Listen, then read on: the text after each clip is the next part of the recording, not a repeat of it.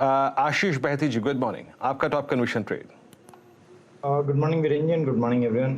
Virendra ji, top conviction trade Reliance Industries रहेगा। अगर कोई गिरावट भी आती है तो ज़रूर खरीदारी का मौका है और हमें लगता है कि कोई भी डिप आए तो उसमें बाइंग पोजीशन बनानी चाहिए 2570 का स्टॉप लॉस लगाकर और टारगेट ऑफ 2640 के लिए।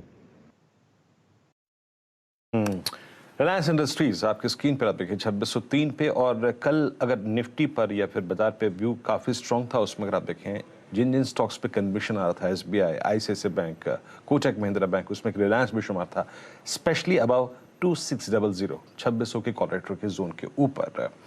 याद रखिएगा, it's a buy call on Reliance. तो आपको सचेत इस बात को लेकर मैं कर दूं कि इस चैनल का स्वामित्व प्रबंधन जो है वो रिलायंस इंडस्ट्रीज ही होल्ड करते हैं। तो इस बाय कॉल के पीछे अगर आप देखें एक तर्क है आशीष बहती जी का, लेकिन आपसे गुजारिश है कि एक निजी राय अपने वित्त सलाहकार से जरूर लें। यह हो गया यहां पर रिलायंस इंडस्ट्रीज, आशीष बहती जी की call. Ashish Chaturmuta ji, good morning. आपका टॉप कन्विक्शन कॉल आज का। Good morning Virendra, good morning Ashish ji. तो देखिए मेरा जो टॉपिक है वो कैपिटल गुड्स स्पेस से है और स्टॉक है क्यूमिंस। क्यूमिंस में हमने देखा है कि जो स्टॉक ने अपना ऑल टाइम हाई बनाया था करीब 12 अगस्त को, वो था 1288 का, और उसके बाद से 5 हफ्तों से स्टॉक कंसोलिडेट कर रहा है। तो मुझे लगता है ये कंसोलिडेशन का फेज स्टॉक में ओवर हो चुका है और पिछले 3-4 दिनों में स्टॉक ने 1190 से 1200 की ट्रेजेक्टरी में एक अच्छा बेस बना चुका है। तो मेरे हिसाब से 1190 के स्टॉप लॉस के साथ यहाँ पर एक खरीदारी करनी चाहिए। टेक्निकली तो मुझे लगता है जो 1280 1290 के ऑल टाइम हाई है ये पूरी तरह से क्रॉस होंगे, तो 1320 रुपए की एक अपसाइड, पोजिशनल अपसाइड मैं समझता हूँ क्यूमिंस के स्टॉक में देखने को नजर आ सकती है।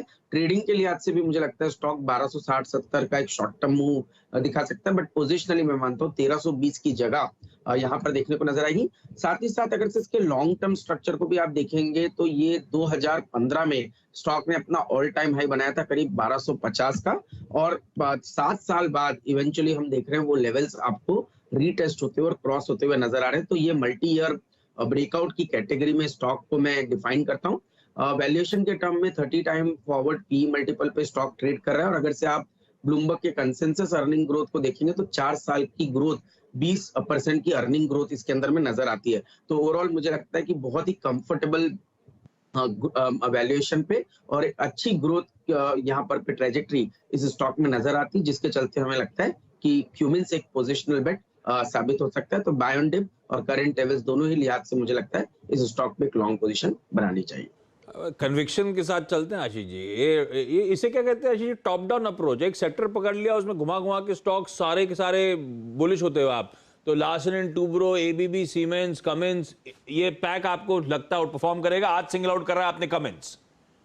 जी बिल्कुल। तो आशीष जी देखिए, केपेक्स ग्रोथ, प्राइवेट केपेक्स जो है वो आप देखिए 2008 से 8 के बाद 2018 तक ऑलमोस्ट प्राइवेट केपेक्स पूरी तरह से एब्सेंट था, और ये प्राइवेट केपेक्स अब स्पीड से हमें आता हुआ नजर आ रहा है। आप देख रहे हैं काफी इंडस्ट्रीज में 85% कैपेसिटी यूटिलाइजेशन हो चुका है। तो प्राइवेट केपेक्स जो है वो बहुत बड़ी थीम है, और हम सुन रहे हैं मैन्युफैक्चरिंग एक्सपोर्ट्स इंडिया बहुत बड़ा एक हब बन सकता है। तो अगर से ऐसा होता है तो ये जो ग्लोबल एमएनसी कंपनीज है ये सबसे बड़े बेनिफिशियरी होंगे, क्योंकि इनको पेरेंट का बहुत अच्छा सपोर्ट मिलेगा। तो इसके चलते ही क्यूमिंस, एबीबी, सीमेंस जैसे स्टॉक ये मल्टी फोल्ड ग्रोथ में आपको नजर आ रहे हैं, और यहाँ पे भी मुझे लगता है इतने चलने के बाद भी इनमें कोई आपको ऐसा प्रेशर नजर नहीं आएगा। तो ये सब बाय ऑन डिप्स के कैंडिडेट मुझे नजर आते हैं। बाय ऑन डिप्स के सारे कैंडिडेट्स। आज का प्रेफर्ड ट्रेड कमिंस। गिरावट आए तो भी एक्यूमुलेट करने का मन बनाइएगा।